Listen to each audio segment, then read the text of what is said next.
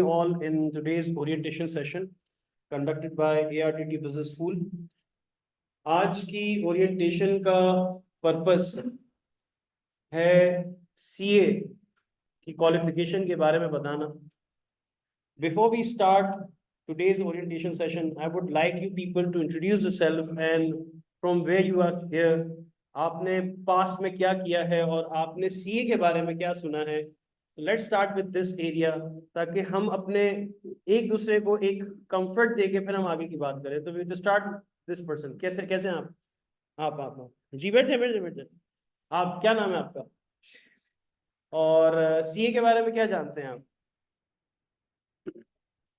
कितना जानते हैं कि बस ये है कुछ है, मतलब ऐसे क्यों आए, क्या सोच के आए.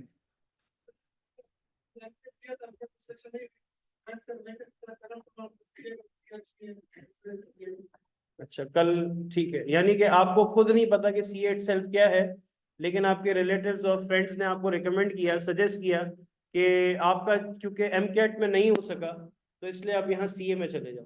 ऐसा ही है आप.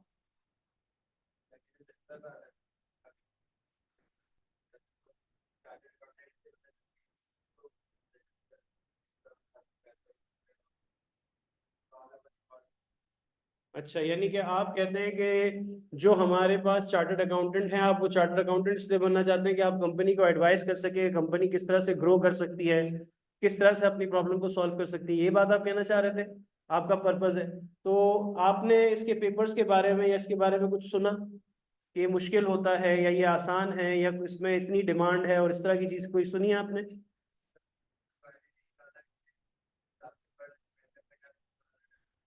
यानी कि आपको आपके भाई ने ये बता के भेजा कि ये फील्ड में बहुत से फायदे हैं, लेकिन वो फायदे तभी हासिल कर सकते हो जब आप मेहनत करो. ठीक है, आप बताइएगा अपने बारे में.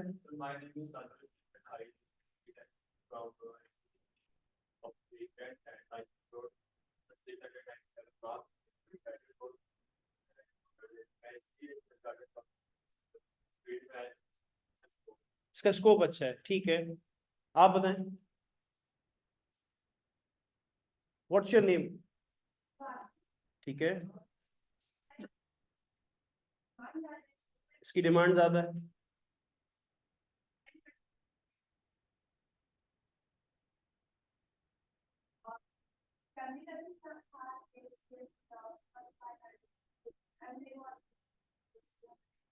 घर में भी क्या है.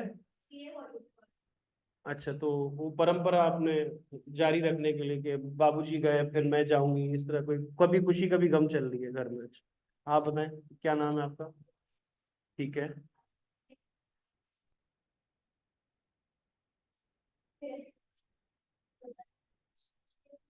कुछ मुश्किल करना है, पत्थर तोड़ लेते, पत्थर तोड़ लेते. सीए सुना था मुश्किल है. नाइस. अच्छा अच्छा, काफी की क्वांटिटी अगर पूछूं तो हर बंदा जाते हुए आपको पकड़ता सीए करना है. अच्छी फील्ड है, जबरदस्त जबरदस्त. आप बताएं.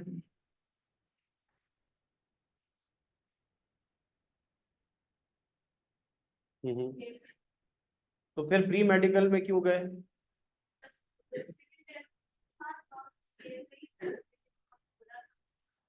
अभी जो मिल रहा है कर लो, बात की बात में देखते हैं. ठीक है, चलो ये भी एक होता है घरों में ऑप्शन हमारे. हाँ सर, आप.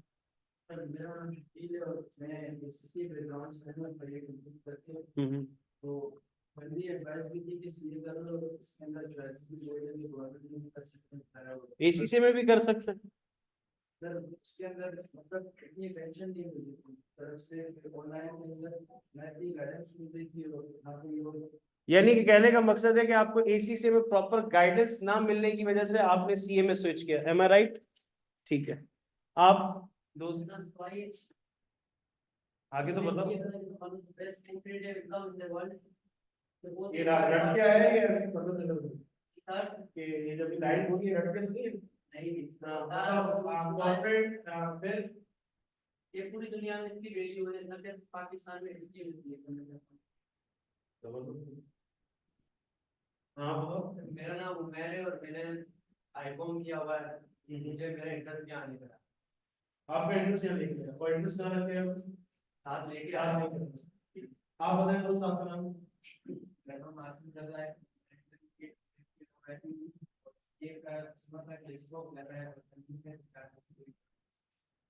ठीक। हाँ हाँ हाँ।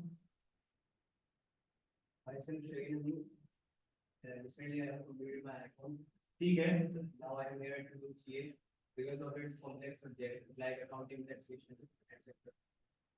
Because this qualification has a complex subject, that's why you are there. Don't you think medical has more complex subject than this? वहाँ क्यों नहीं है? तो आप ये बोल रहे कि because you have an interest in accounting, that's why you are there. क्या आप लोग बात कर रहे हो? मैं अभी आपको प्रॉपर आप लोगों से चिट चैट करने का मकसद ये है कि असल माइंडसेट क्या होना चाहिए और हमारा माइंडसेट बनता कैसे है with the passage of time, और उसमें आपके एनवायरनमेंट का, उस एनवायरनमेंट के लोगों का क्या पर्सपेक्टिव और क्या कंट्रीब्यूशन होता है कि जब बच्चा एक आता है तो वो अपने साथ कितने लोगों की बातों को लेके आ रहा है। आप हम इसके एडमिशन के लिए आए थे। मैं we are in search of the best institute. So admission test for qualification हो रहा है तो आप देख लें। ठीक है। Very good. हाँ। एमकेट नहीं हुआ। हम बहुत से कैंडिडेट आते हैं जो एमकेट जिनको अपनाते हैं वो क्या अपनाते हैं आप लोग देखो। ऐसे बहुत से जी हुई। माशाल्लाह।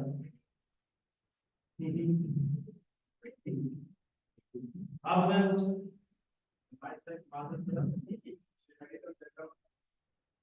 एमकेट में नहीं हुआ।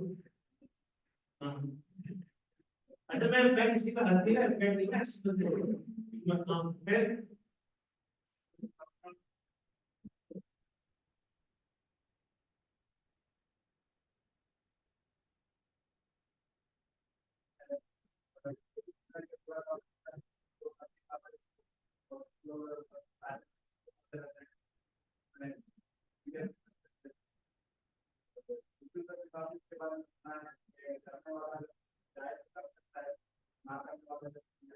ना करने वाले को कुछ भी नहीं है। तो सोचता मुश्किल है। Very good. Very good very good. आप बताएं कुछ। ठीक है। ट्रेंड को किया यही से कर रहे हैं। ठीक है। आप बताएं कुछ।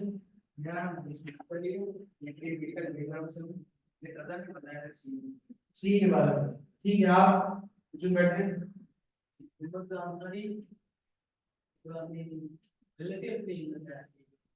अच्छा क्या बताया ये बराबर में रिलेटेड है भाई, क्या बता दिया इसको। हमारे कंट्री में कोई भी नहीं है चार्टर्ड अकाउंटेंट,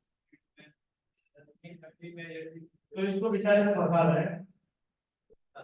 दुश्मनी तो नहीं, पर्सनल दुश्मनी तो नहीं है। भाई भाई भाई अच्छा इकट्ठे क्या हो गया, यानी कि तुम वो क्या कहते हैं, आप भी डूबे हम भी डूबे केवल ऐसा आप दोस्त डूबो। अबे कुमार नहीं लाया, कोई पार्टनरशिप तो नहीं की थी कि डिस्काउंट ज्यादा मिलेगा अपने साथ और बंदे लाओ। हाँ मतलब कुछ ऐसी ऑफर चली है जो हमें नहीं पता हो। हाँ दोस्त आप जो बैठे हो।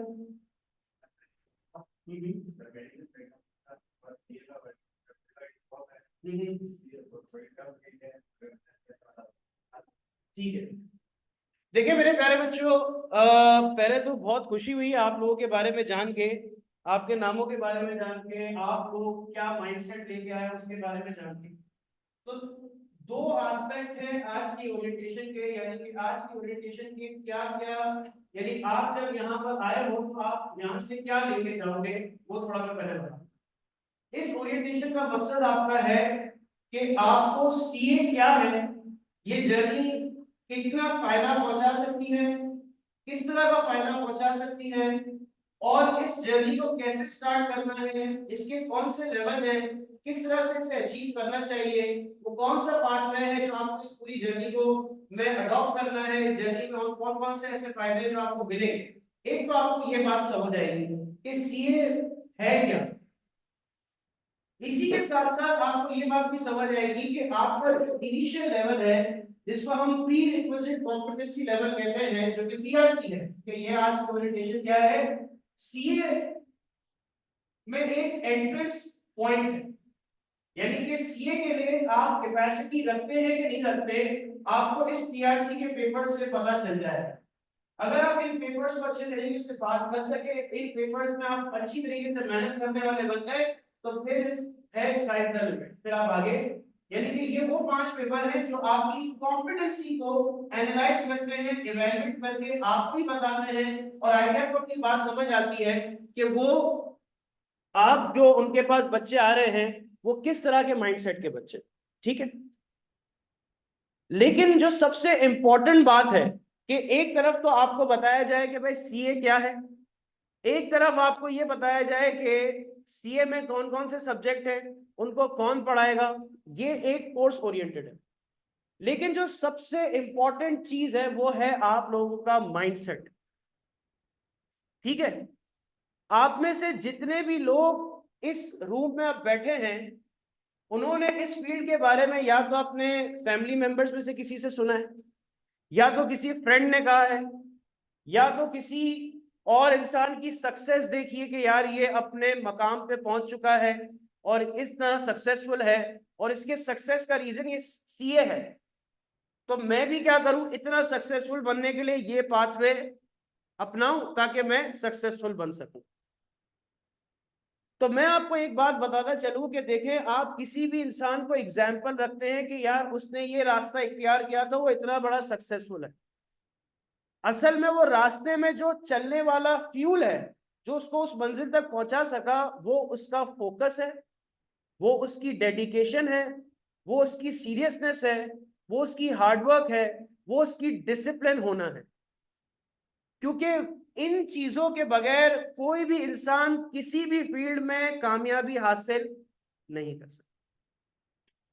ये बात आपको मुझसे बेहतर पता है कि आप कोई भी काम करें दुनिया का, अगर आप अपने काम के साथ मुखलिस नहीं है, सिंसियर नहीं है, तो आप यकीन जाने, अगर आपका क्रिकेट खेलने का शौक है, आप क्रिकेट खेलना पसंद करते हैं, और आपका क्रिकेट मैच चल रहा है, खेल रहे हो दोस्तों के साथ, लेकिन आपका इंटरेस्ट उस टाइम पे नहीं है, दिमाग आपका कहीं और किसी टेंशन में है या किसी और चीज को सोच रहा है, आप वहां पर भी सही परफॉर्म नहीं कर सकोगे। हालांकि वो आपकी पसंद की चीज है, आप अपने आप को रिफ्रेश करने के लिए वो खेल रहे हो, लेकिन आपका डेडिकेशन और फोकस नहीं है, तो आप उसको भी बेहतर तरीके से परफॉर्म नहीं कर पाओगे।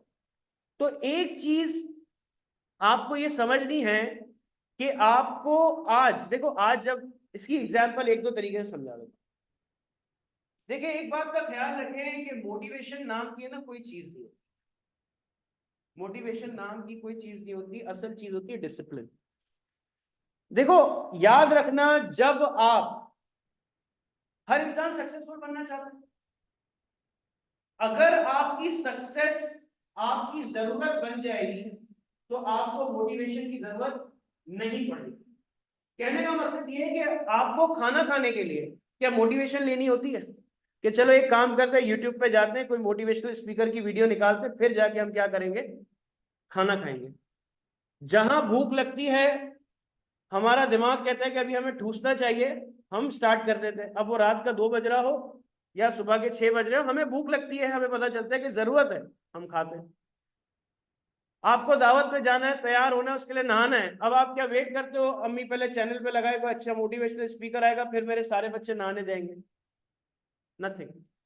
तो एक बात याद रखो, मोटिवेशन की जरूरत, मोटिवेशन क्या है कि सामने वाला बंदा आके आपको पुश कर रहा है कि तू ये काम कर सकता है, या ये तुझे काम करना चाहिए क्योंकि ये काम करने से तुझे ये फायदा होगा। यानी एक ऐसा काम जो करने का आपका दिल ना हो, तो आपको एक्सटर्नल पुश की जरूरत पड़ती है कि यार ये काम कर लो। That push is known as motivation. But successful किसको होना है? आप जितने बैठो, आपको खुद को होना है, ऐसा ही है ना। जब आपको आपकी लाइफ को सक्सेसफुल देखना है, आपको अपने आप को एक कामयाब इंसान देखना है, तो अब आपकी मोटिवेशन आप खुद बनोगे। और आप कितना अच्छा मोटिवेटेड हो उसका कैसे पता चलेगा? आप कितना ज्यादा डिसिप्लिन हो। कितना ज्यादा रेगुलर हो टूवर्ड स्टडी। आज हर कोई कहता है कि भाई सीए मुश्किल है, तो क्या डॉक्टर की पढ़ाई आसान है? क्या इंजीनियर बनना आसान है? क्या पायलट बनना आसान है? एक होता है जहाज कागज वाला, वो तो उड़ाना आसान है, लेकिन जो असल जहाज उसके लिए, यानी कोई भी काम आप ले लो, क्या आपको आसान लगता है कि ये काम आसान है, ये तो यूं सीखा जा सकता है? नहीं। हर काम में आपको एक required input of time, effort, dedication देनी पड़ती है। आज आप जिन बच्चों से पूछो कि वो सीए में फेल बार बार क्यों हो रहे हैं, तो उनके पास से एक ही जवाब मिलेगा कि हमने कंसिस्टेंसी के साथ, ऑनेस्टी के साथ अपनी पढ़ाई नहीं की, हमने अपना टाइम ठीक तरीके से मैनेज नहीं किया। इसका मतलब यह है कि ये फील्ड मुश्किल नहीं है, इस फील्ड में आने वाले जो लोग हैं वो अपने टाइम को ठीक तरीके से मैनेज नहीं कर पा रहे, इस वजह से वो फेल हो रहे हैं, जिसकी वजह से ये क्वालिफिकेशन भी क्या हो रही है, इसमें टैग लगाया जा रहा है कि ये मुश्किल फील्ड है। जब आप कॉलेज, स्कूल से कॉलेज में गए थे तो आप लोगों को ये नहीं बोला था कि कॉलेज मुश्किल होगा? जब आप छोटे बच्चे थे तो 6 क्लास से 7 क्लास में जाते थे, या 8 क्लास से बोर्ड एग्जाम में आप जा रहे हैं, तो क्या आपको उस वक्त किसी ने नहीं बोला होगा कि भाई बोर्ड एग्जाम बहुत मुश्किल होते हैं, उसमें पास पेपर की तैयारी करनी पड़ती है? बोला होगा ना? तो उस वक्त आपने क्या किया था? बैठे रहे थे कि मुश्किल है मुश्किल है, आपने एफर्ट की थी, आपने रेगुलर क्लासेस ली थी, आपने प्रॉपर उसको सेल्फ स्टडी का टाइम दिया था, और अल्हम्दुलिल्लाह आप पास हो गए। तो कहने का मकसद यह है कि आपको जो चीज चाहिए उसके लिए आपको सबसे ज्यादा फिक्र करने की जरूरत है। आपको सक्सेसफुल बनना है ना, उसके लिए आपने कौन सा पाथ इख्तियार किया? आपने कहा कि मुझे सीए, यानी मैं वो रास्ता, मैं कामयाब होना चाहता हूं, लेकिन कौन सा रास्ता लेके, कौन सी बस में बैठ के मुझे कामयाब होना है? वो सीए की बस। यानी ये पाथवे इख्तियार करूंगा तो मैं अपनी मंजिल तक पहुंच सकूंगा। मंजिल क्या है? कामयाब होना। और वो कामयाबी कौन दिलाएगी? सीए दिलाएगी। ये बात मैं आपको फिर बोल रहा हूं, आपका मकसद क्या है? बताओ क्या है? सक्सेसफुल होना है ना? उसके लिए आपने कौन सा रास्ता इख्तियार किया? सीए का।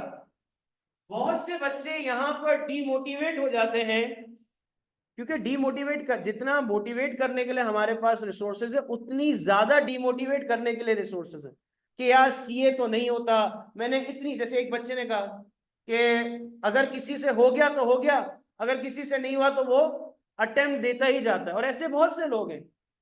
जब अगर आप उनसे ये बात करो, उनसे पूछो कि भाई ऐसा क्या रीजन है, तो सबसे पहली चीज उनके यहाँ पर उनका ये बोलना कि सीए मुश्किल है, वो इस बात से है कि उन्हें लगता है कि उनकी कामयाबी एक क्वालिफिकेशन डिपेंड करती है, कि अगर वो सीए हो गए तभी वो कामयाब है। देखो, आप में से जो भी बच्चे आए हैं वो किसी के और के ईगो को सेटिस्फाई करने के लिए नहीं आए, आप आए हो अपने आप को सेटिस्फाई करने, आप आए हो अपनी ग्रोथ पे देखने के लिए।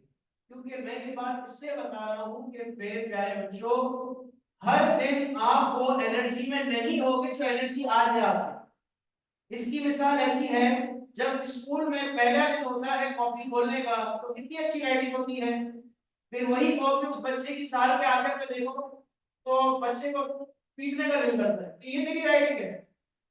वो क्या है?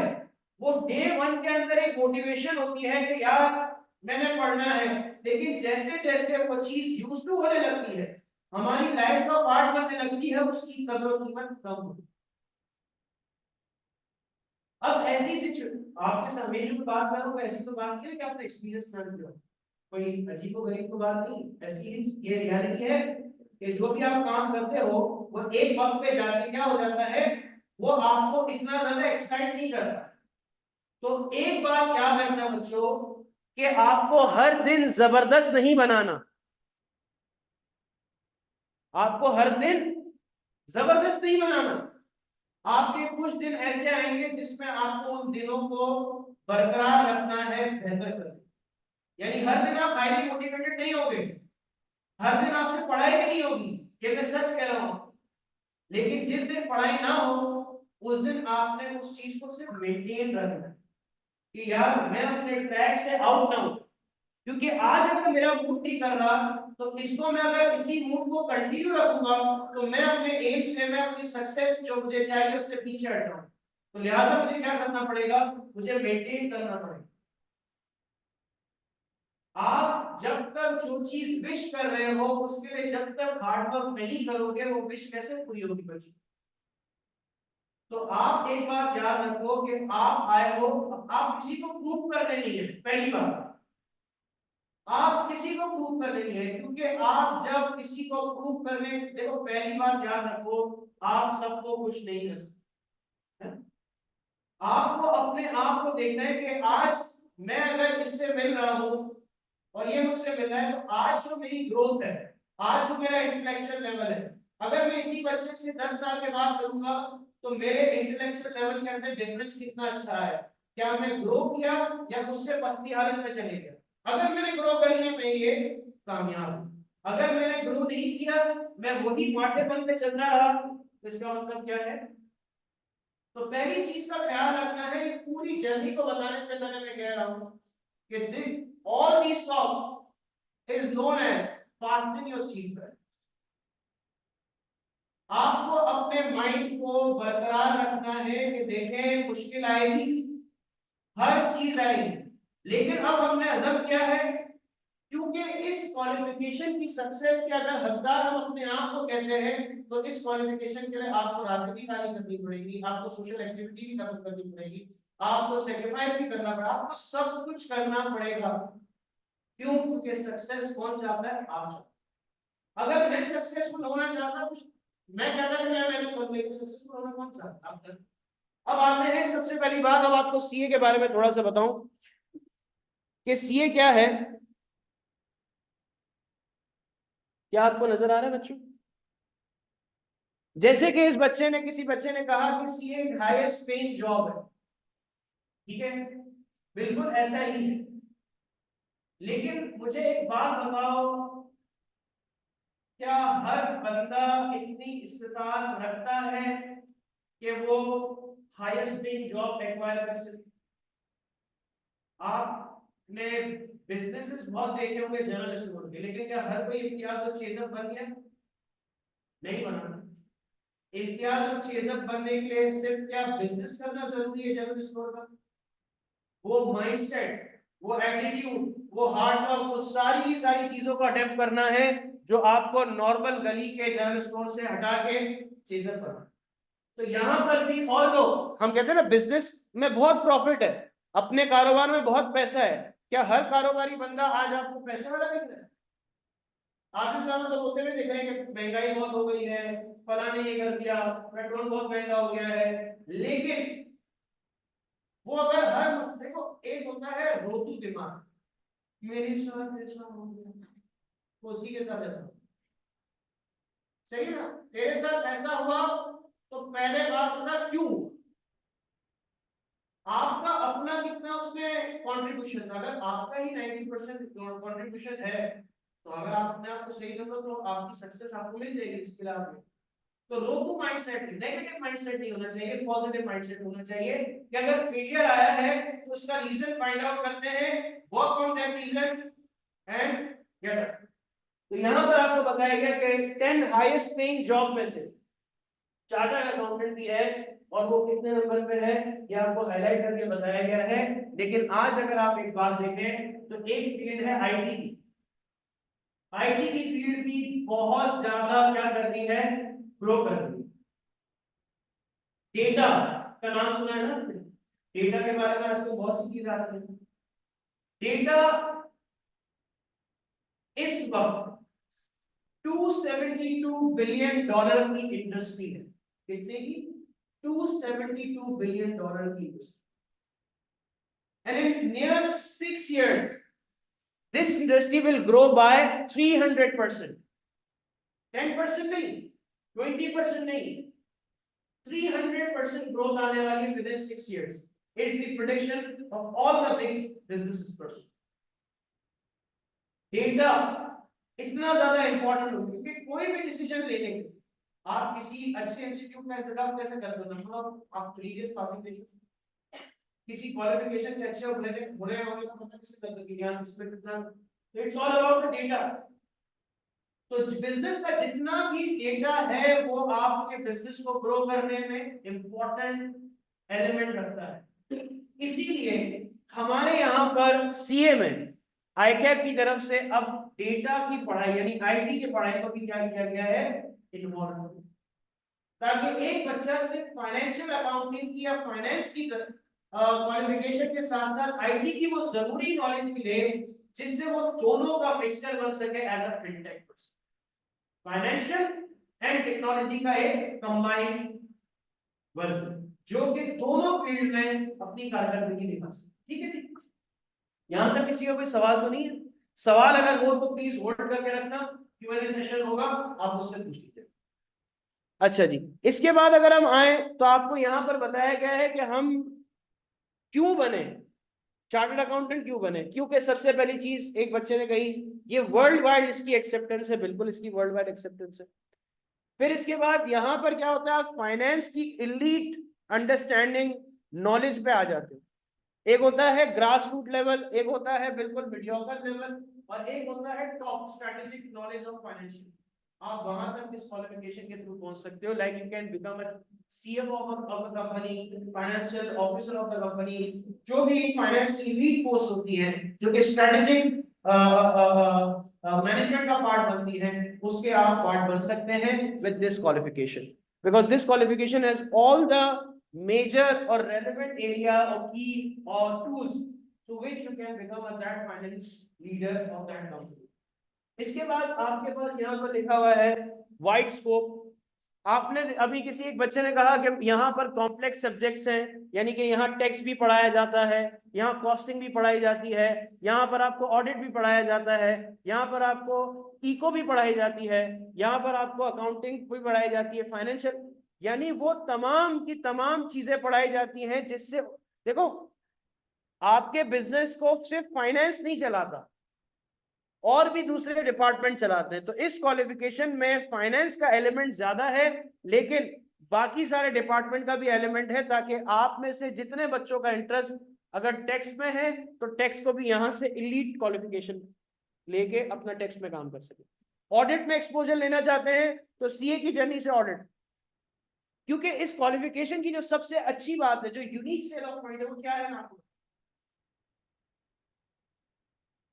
एमबीए करने के बाद एक क्वालिफिकेशन हासिल करने के बाद आप आर्टिकलशिप या इंटर्नशिप पे जाते हैं।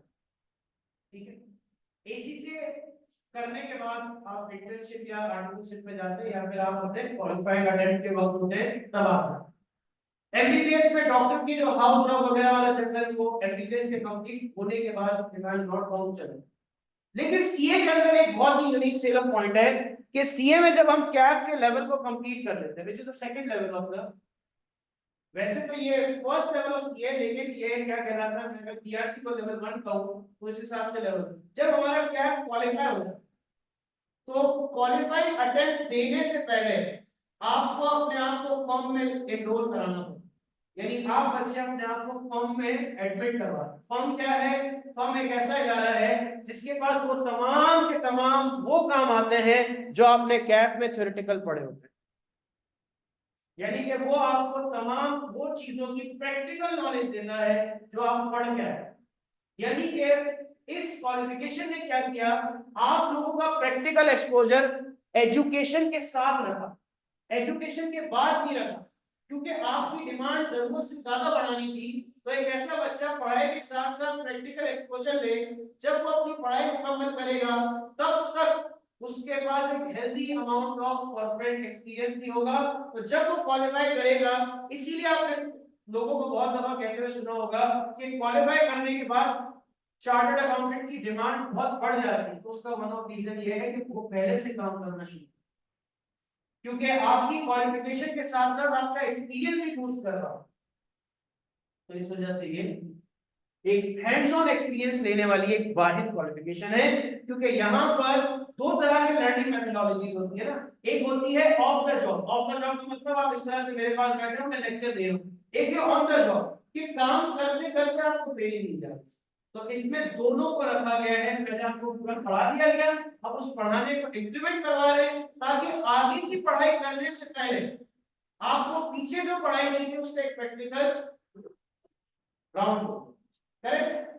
फिर इसके बाद स्ट्रॉन्ग करियर पर्सपेक्टिव, जब आपके पास इतनी सारी हेल्दी चीजें आ जाएंगी तो आप एक डिफरेंशिएट मार्केट से होंगे, आपकी यूनिकनेस होगी कि आपके पास विद दिस स्टडी करियर आपके पास प्रैक्टिकल एक्सपोजर और क्वालिफाइंग को फिर क्वालिफिकेशन वाला फिर वही है। लेकिन इसको ज्यादा ग्लैमराइज नहीं करना कि ऐसा नहीं हो क्वालिफाई करोगे हवाएं चलेगी, रेड कारपेट मिलेगा, फूल आएंगे, ये बड़ी गाड़ी आ रही है, भागते हुए कोई आ रहा है, दरवाजा गाड़ी में खुल जाए, बड़े झूठे पड़ो और मेहनत नहीं करोगे, क्योंकि वो सब आने के लिए भी मेहनत नहीं करते। तो आपको क्या करना है, मेहनत करनी है, ठीक है। ज्यादा ग्लैमराइज भी नहीं होना, क्योंकि आजकल हमें क्या कर दिया गया है, रील्स का दौर है ना, रील्स और टिकटॉक का दौर है ना। तो किसी चीज को अगर मैं पीछे कोई म्यूजिक व्यूजिक लगा के लगा दूं ना तो बहुत ज्यादा अट्रैक्टिव बन जाती है, ठीक है ना। तो ये सारी चीजें सिर्फ देखने के लिए अच्छी है, बट इन रियलिटी बहुत मुश्किल है। अब आपको यहां पर हम बताएंगे कि एलिजिबिलिटी क्राइटेरिया क्या है। तो पहले मैं तमाम ये चीजें यहां पर लिख लेता हूं। अगर आप इंटरमीडिएट से हैं तो 60% अगर आपके पास है तो आप क्या कर सकते हैं, एडमिशन ले सकते हैं। अगर आप बैचलर्स करके आए हैं तो अगर आपकी पासिंग परसेंट यानी कि आपकी परसेंटेज 45 है तो आप कर सकते हैं। अगर आप ए लेवल्स के स्टूडेंट है, कोई ए लेवल्स का है मेरे बच्चों, आप है, आपने क्या किया बेटा, वो तो सबको मुझे पता है, उसमें क्या किया, कॉमर्स किया है, साइंस, मेडिकल किया। आप वहां मेडिकल में क्यों नहीं गए, मेडिकल में मतलब आप यहाँ कैसे, मैंने आपका पूछा नहीं, आपका नाम क्या है बच्चे, अच्छा, हाँ, अच्छा बेटा क्या करते हैं आप, क्या मेडिकल किया है और आप आगे परस्यू मेडिकल नहीं किया आपने, मैंने किया था बट मेरा गवर्नमेंट पेरेंट्स से नहीं होता था, अच्छा अच्छा, ठीक है, सुन के अफसोस हुआ। अब ये करते हैं, ठीक है, अब हम एसीए कराते हैं आपको, ठीक है, कोई बात नहीं, हमारे ऐसे बहुत से दुखड़े आते हैं, हम उनको अपनाते हैं, ऐसा नहीं है। तो अगर आपने सीए किया हो, ए लेवल्स किया हुआ है, और एक एक क्राइटेरिया होता है, कुछ एग्जेम्पशन क्राइटेरिया होता है, तो वो अगर आपने अकाउंट्स का पेपर दिया होता, अगर आप कॉमर्स बैकग्राउंड के होते तो आपको एग्जेम्पशंस मिल जाती। तो अगर आपने 3 पेपर दिए हुए हैं तो आप पीआरसी में क्या कर सकते हैं, अपने आप को एनरोल करवा सकते हैं, ठीक है। अब सीए के लेवल के बारे में बता देता हूं। तो पहले यहां पर आपके पास शोकेस कर लेते हैं कि कितने तरह के लेवल्स हैं। देखो, सबसे पहला लेवल है प्री रिक्विजिट, क्या लिखा हुआ है, प्री रिक्विजिट कॉम्पिटेंसी। आप जो इस कोर्स में अपने आप को एनरोल कराओगे ना, उससे क्या पता चलेगा, पता है कि कॉम्पिटेंट कितने हो। कॉम्पिटेंट का उर्दू में तर्जुमा क्या है, क्या है, काबिल कितने। तो बोल बच्चन अमिताभ बच्चन नहीं बनना है, मेहनत करके काबिलियत शो करनी है, ताकि आप फिर यहां से कहां जा सको, क्या है, ये है सीए, ये वार्म अप है बेटा, ये वार्म अप है। ये सीए में क्या आने वाला है उसके लिए पहले से समझ लो कि ये झलकियां हैं, यहां से असल जर्नी शुरू होती है, लेकिन आप लोगों को खुश करने के लिए ये सीए है, ठीक है, ये सीए, ठीक है, ये बस मार्केट करने के लिए ये सीए है, लेकिन अंदर की बात क्या है, सीए। अब मैं आपको जो कह रहा था कि जो फॉर्म की आपकी लाइफ है वो कैट के लेवल के बाद शुरू होती है, यानी सीपैट के पेपर्स की अटेम्प्ट देने से पहले आपके पास 1 साल का फॉर्म का एक्सपोजर होना है। उसमें आप क्या करते हैं, यानी कि यहां से यहां पर ट्रांजिशन होने में आपको एक फॉर्म का पाथवे लेना पड़ेगा, और यहां पर आप अपनी पढ़ाई को भी टाइम दे रहे होगे, अपने अपनी फॉर्म को भी टाइम दे रहे होगे, और आप मी टाइम भी दे रहे होगे इफ यू हैव एनी। लेकिन सीए में मी टाइम नहीं होता, सीए में सिर्फ काम होता है और पढ़ाई होती है, और इसमें अगर कोई मी टाइम करता है तो फिर सीए उसको अपना टाइम नहीं देता। तो आपको क्या करना है कि यहां पर एक अलग पूरी जर्नी, और जो मैं आपको आईटी के कोर्स के बारे में बात बता रहा हूं, आपके पास 2 तरह के कोर्स हैं, जिसमें एक कोर्स है एमएस ऑफिस, एक है पीपी। देखो, जब आप कंटेंट पढ़ते हो, जब आप चीजें सीखते हो, स्किल सीख रहे हो, नॉलेज ले रहे हो, उसको प्रेजेंट करने की भी स्किल होनी चाहिए। तो आईटेक ने ये जरूरत समझी कि जो बच्चे हमारे पास इस सीए की जर्नी को अडॉप्ट करते हैं उनकी पैकेजिंग भी अच्छी होनी चाहिए, उनकी प्रेजेंटेशन स्किल्स भी अच्छी होनी चाहिए, वो डिबेट भी कर सके, वो लोगों को लीड भी कर सके, उनके अंदर एक प्रेजेंटेशन क्वालिटी होनी चाहिए। और साथ ही साथ उनको वो बेसिक आईटी की जरूरी चीजें समझा दो, ताकि जब वो कॉर्पोरेट वर्ल्ड में जाएं और पहली दफा एक्सेल को देखें, वर्ड डॉक्यूमेंट को देखें या ईमेल करने का बोला जाए, तो उनको तारे जमीन वाला हाल ना हो, वो कुछ सीख के आया हो। तो यहाँ पर आपके पास इस पूरी जर्नी के अंदर आपको इन दो वेपन से भी क्या किया जाता है, आपको एक्वायर करवाया जाता है, ताकि आप क्या कर सको, ताकि आप चीजों को देखो, वो तमाम जरूरी चीजें जो आपको काबिल इंसान बना सके, जो आपको ऐसा इंसान बना सके जो ऑर्गेनाइजेशन की जरूरत को पूरा कर सके, वो तमाम की तमाम चीजें यहाँ पर, ठीक है। फिर इसके बाद आपके पास कैट का लेवल खत्म होता है, फिर सी पैट का आता है। आगे मैं इसमें नहीं जाऊंगा क्योंकि एक अलग जर्नी है, जब आप इंशाल्लाह यहाँ पर आएंगे तो यहाँ के सब्जेक्ट अलग हैं, फिर उसकी ओरिएंटेशन अलग है, या उसका पूरा एक जर्नी अलग है, वो कैसे लेके चलते हैं वो एक अलग टॉपिक है। अब यहाँ पर आपको बताते हैं जो कि सबसे इंपॉर्टेंट है, कितना लगेगा, इन्वेस्टमेंट है ना। तो आपके पास, अच्छा ये नजर आ रहा है, नहीं आ रहा तो मैं रीड कर देता हूँ कि पीआरसी में आपके पास यहां पर जो है टोटल जो इन्वेस्टमेंट है, शायद कमी पेशी माफ, 1,24,900 फॉर एंटायर ईयर। इसमें एग्जामिनेशन भी आ गया, ट्यूशन भी आ गया, एनुअल भी आ गया, सारी चीजें आ गई। यानी आप जब इस कोर्स को कर रहे हैं तो आपकी इन्वेस्टमेंट कितनी लग रही है, 1,24,900।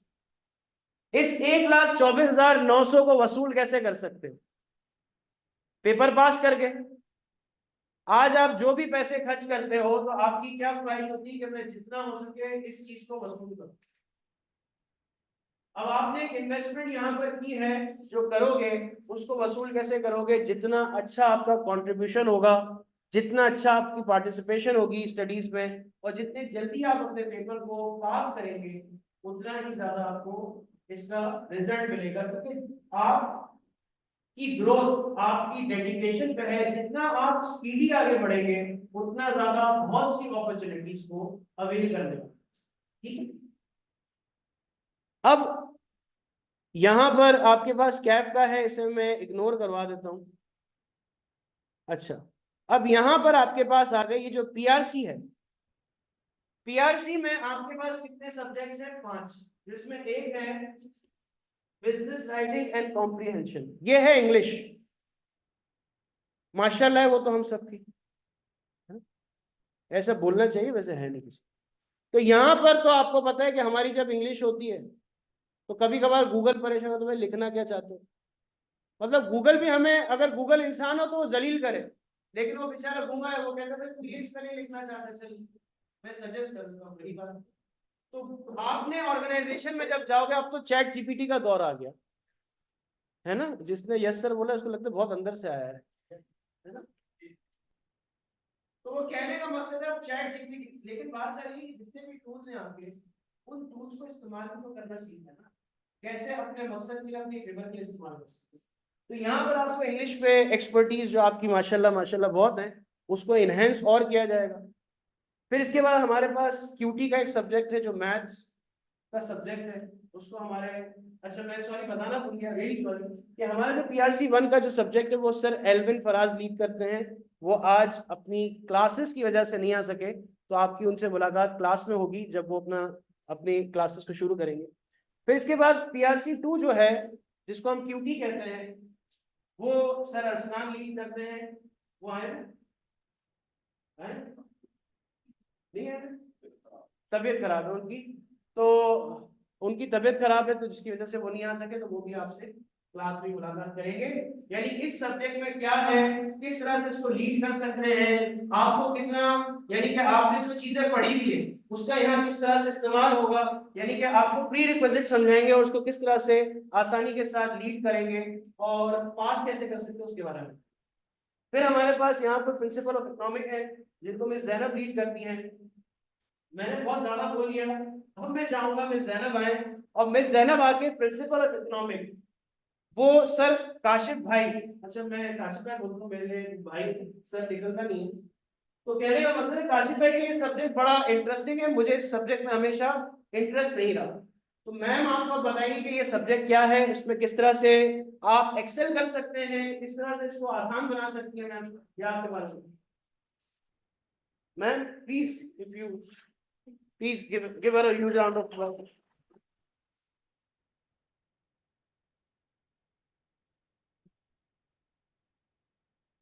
वालेकुम, कैसे हैं आप लोग?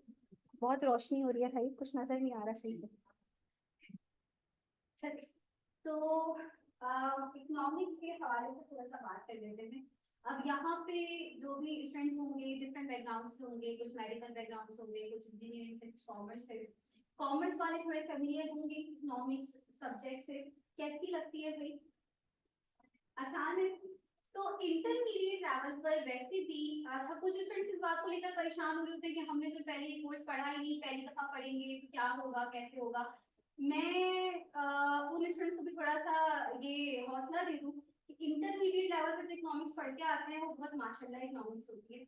वो बेसिकली ज्यादातर टीचर्स क्या कर रहे होते हैं कि भाई ये आपके पाइवेट है, ये आपके सारे क्वेश्चंस आते हैं, आपने याद कर लेना है और ये आपने रट्टा बेस पर सारे पेपर देते हैं।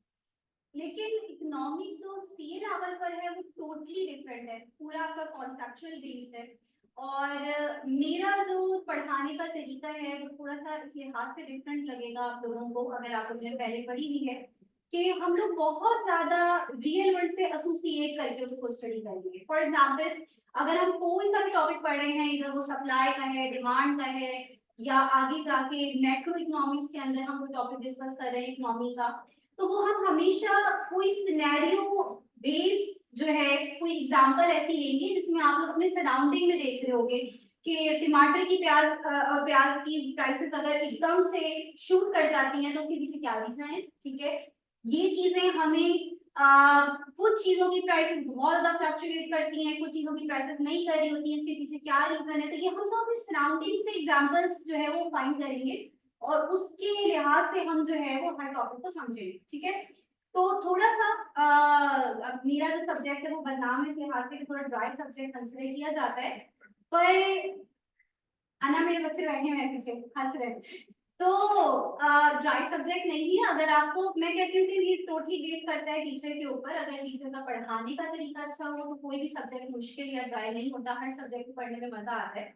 बाकी के हमारे इकोनॉमिक्स के अंदर जो सिलेबस है उसको मैं इतना ज्यादा अभी डिटेल में तो नहीं डिस्कस करूंगी, बट हमारे पास 13 चैप्टर्स हैं और तरीकेकार जो है वो मेरा ये रहता है कि अक्सर स्टूडेंट्स को बड़ा बोरिंग लगता है स्टडी टेक्स्ट को रीड करना, बुक को रीड करना, तो मैं एक समरी प्रोवाइड कर देती हूँ स्टूडेंट्स को।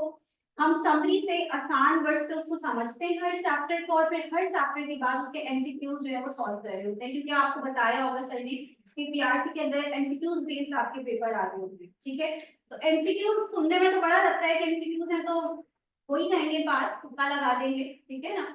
लेकिन ऐसा नहीं होता। एमसीक्यूज का मतलब ये कि अब आपकी सिलेक्टिव स्टडी नहीं है, अब कहीं से भी कुछ भी पूछा जा सकता है आपसे। तो आपकी कॉन्सेप्ट की ग्रिप बड़ी अच्छी होनी चाहिए, जो कि हम इंशाल्लाह हर क्लास के अंदर जैसे जैसे कॉन्सेप्ट कवर करेंगे हम उनकी प्रैक्टिस भी करेंगे। बाकी इकोनॉमिक्स की जो जो सब्जेक्ट है, अगर उसको मैं थोड़ा सा आप लोगों को एक्सप्लेन करना चाहूँ कि आप लोगों को कुछ पता चले कि है क्या ये सब्जेक्ट, तो इकोनॉमिक्स टोटली बेस करता है आपके ह्यूमन बिहेवियर। ठीक है, इकोनॉमिक्स कोई दूसरी दुनिया की कहानी नहीं बताता जो कि अक्सर स्टूडेंट्स को पढ़ के लग रहा होता है। इकोनॉमिक्स हम और आपके बारे में बता रहा होता है कि हमारा क्या बिहेवियर है, एक कंज्यूमर का क्या बिहेवियर है, एक प्रोड्यूसर का क्या बिहेवियर है। ठीक है, एक पर्टिकुलर सिचुएशन में फर्म्स कैसे बिहेव करती हैं, क्या कंस्ट्रेंट है जो वो लोग फेस कर रहे होते हैं, और उस कंस्ट्रेंट से निकलने के लिए वो कौन से टूल्स और कौन से डिसीजन मेकिंग कर रहे होते हैं। इसी तरीके से जब जिस इकोनॉमी के अंदर आप रह रहे हो, अगर उस इकोनॉमी के बारे में ही आपको पता ना हो तो ये तो बड़ी अजीब सी बात हो जाएगी ना। तो इकोनॉमिक्स के थ्रू आप इस इकोनॉमी को समझते हो कि इस इकोनॉमी में जो गवर्नमेंट है वो किस तरीके से डिसीजन मेकिंग ले रही होती है, उसके डिसीजंस का क्या इम्पैक्ट हम पे पड़ रहा होता है।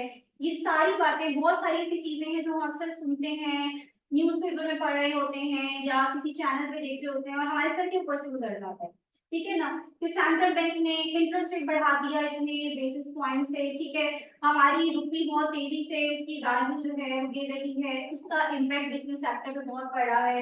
इंटरेस्ट रेट बढ़ने से बिजनेस सेक्टर बहुत डिमोटिवेट हो रहा है। तो हमें इनके लिंक्स भी समझ में आते हैं, क्या लिंक है इनके आपस में, इंटरेस्ट रेट के बढ़ने से क्या होता है, इंटरेस्ट रेट कैसे बढ़ाया जाता है, ठीक है, इसका इम्पैक्ट हम पे क्या आ रहा होता है, ये सब चीजें जो है वो आप इस कोर्स में बहुत डिटेल में पढ़ोगे, ठीक है। तो बहुत ही अच्छा सब्जेक्ट है, बहुत ही इंफॉर्मेटिव सब्जेक्ट है। और मेरी तो क्योंकि स्पेशलाइजेशन है इस सब्जेक्ट में, मैंने मास्टर्स किया हुआ है इकोनॉमिक्स में और आई एम गोल्ड मेडलिस्ट, ठीक है। और अभी करंटली मैं एमएस कर रही हूँ इकोनॉमिक्स के अंदर आईओबीएम से, वो भी मेरा चल रहा है इस वक्त, ठीक है।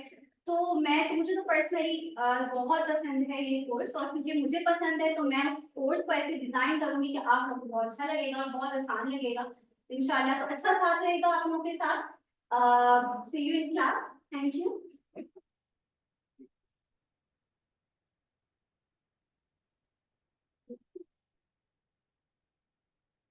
Thank you so much ma'am कि आपने मुझे अच्छे तरीके से समझाया इकोनॉमिक्स के बारे में।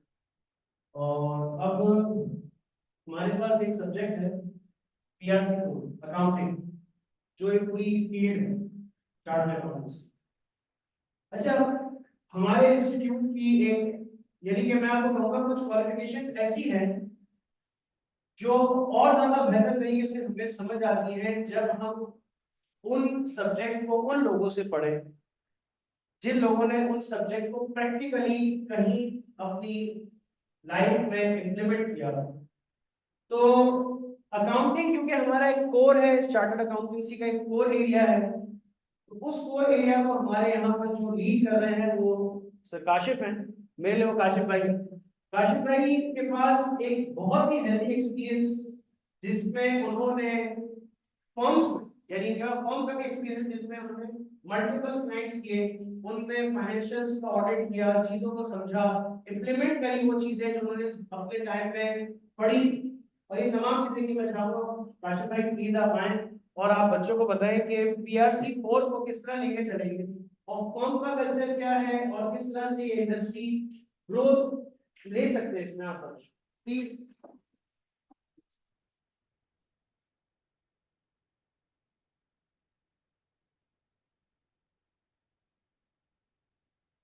Welcome all. Welcome to your audition. अब सर मैं थोड़ा यहाँ बैठ खड़ा हूँ, बात कर लेता हूँ कि आंखों को लाइट। अब सर शादी ने मेरा इंट्रोडक्शन दे दिया, मैं खुद अपना इंट्रोडक्शन दे देता हूँ। सर मेरा नाम है काशिफ सलीम। तो सर ये काशिफ सलीम कौन है? सर काशिफ सलीम एक तो लंबा चौड़ा बंदा आपके सामने आगे खड़ा हो गया है बात करने के लिए, ठीक है। बात करते हैं सर आपका प्रैक्टिकल लाइफ में क्या एक्सपोजर है, means why you are standing here and why you are the right person for this subject, why no one else. तो sir I am an ACCA member, I am a CA finalist. मैंने 6 साल, Deloitte का नाम किसे सुना है? किसे सुना है डिलॉयट का नाम? बिग वन कह लूं मैं? बिग फोर अब मेरे ख्याल से उसने रेस में सबको पीछे छोड़ दिया है। क्यों सर? आपके पास सर जैसे अब ये फर्म का नाम एक बंदे ने बिग फोर का नाम लिया। असल लेट्स सपोज अगर आप पाकिस्तान कराची में रह रहे हैं एंड अगर आपकी तबीयत खराब होती है, किसी की तबीयत खराब होती है, पहला दिमाग में क्या नाम आता है, क्या कहां से आके इलाज करवाओ? कहां पे? हकीम साइड। बेटा तू दिख भी वैसा ही था। वो होते ना कोई एलोपैथिक और होम्योपैथिक वाले होते हैं तो बंदा डिटरमाइन हो जाता है। तो सर पहला दिमाग कहाँ आता है? क्या आगा खान जाता है, लियाकत नेशनल जाता है, ऐसा है? क्यों? दूसरे भी तो है, सिविल हॉस्पिटल भी है, जनरल हॉस्पिटल भी है, जिन्ना हॉस्पिटल भी है। Why not you guys prefer that hospital? उस पर चले बात कर लेंगे, ठीक है।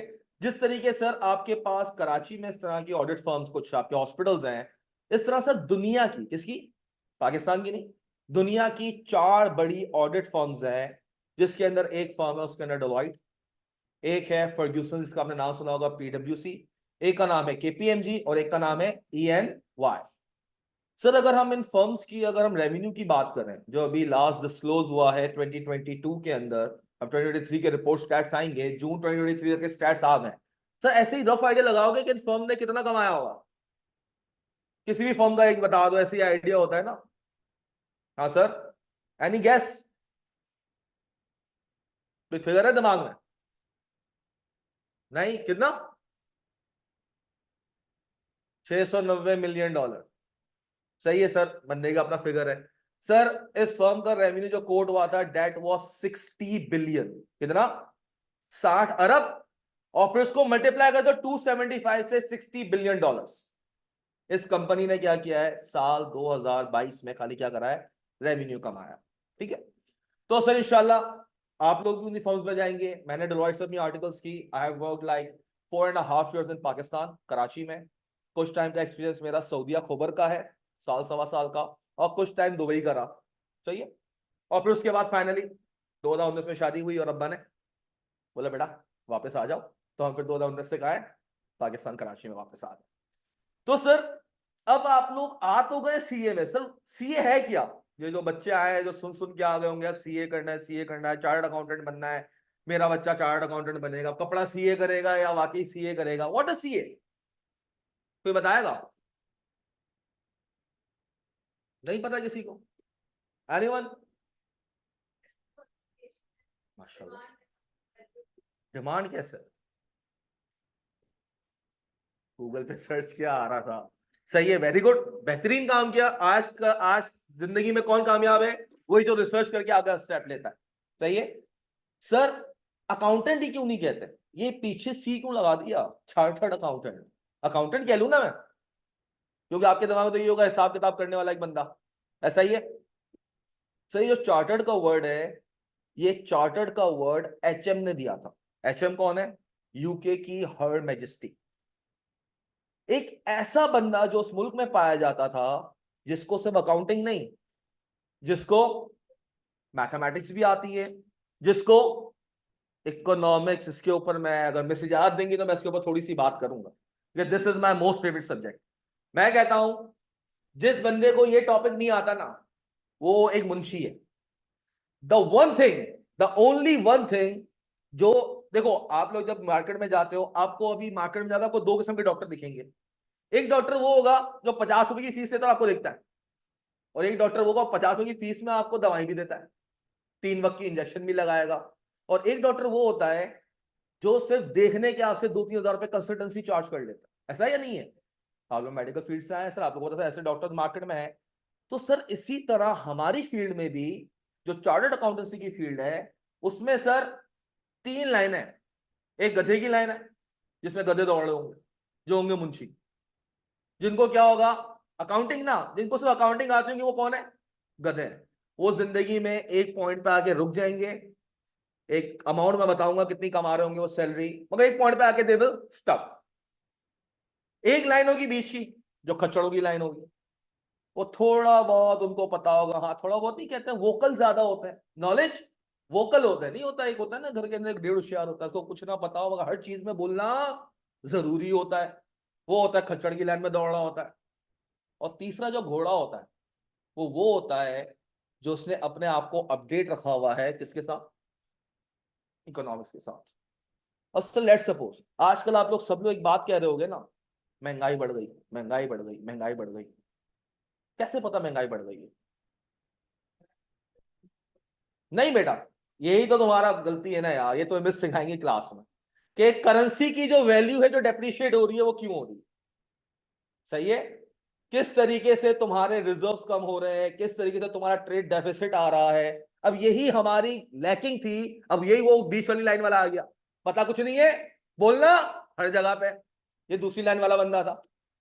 सही है। ये खच्चड़ की लाइन में दौड़ता रहेगा। हाँ सही, नहीं समझ, इकोनॉमिक्स पढ़ लेगा तो क्या होगा, घोड़े की लाइन में आ जाएगा। ठीक है। तो सर अब इस बंदे ने सही कह दिया सर कि करेंसी डीवैल्यू हो रही है। सर करेंसी डीवैल्यू क्यों हो रही है यही आपको इकोनॉमिक्स बताएगा। अब सर एक चार्टर्ड अकाउंटेंट का काम हिसाब किताब करना नहीं। इनिशियल सैलरी कितनी है sir? Anyone have an idea? जैसे सर मेरे हाथ में एक सर्टिफिकेट आ गई कि यू आर एसीए। क्या ही? एसीए मतलब एसोसिएट चार्ट अकाउंटेंट। जब आपने सीए के पेपर्स क्लियर कर लिए with the articles, the thing which you will get in your hand, आपको कहलाओगे, आपने नाम के आगे लिख सकते हो एसीए, एसोसिएट चार्टर्ड अकाउंटेंट। इसकी सैलरी कितनी होती? जस्ट स्टार्टिंग बताओ ना सर, आपने तो गूगल किया ना।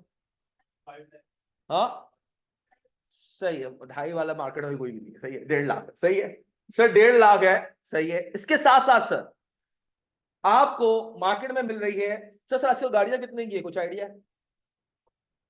बहुत सस्ती है। अरे नॉर्मल कल्टस बता दें, चल नॉर्मल अगर तुम 0 मीटर गाड़ी लेने के लिए मार्केट में जाते हो, कितने की गाड़ी है आजकल? अल्टो छोटी है शुरू से ही, छोटी वाली आई नहीं है ही शुरू से छोटी। हाँ बेटा लेटेस्ट 2023 कर लो, 28 लाख की, 30 लाख की। सर ये 28 लाख 30 लाख बचा बचा के कितना टाइम लग जाएगा, जब तक तुम वो सेव करके 28 लाख पे पहुंचोगे तो गाड़ी 50 लाख की हो चुकी होगी। ऐसा ही है।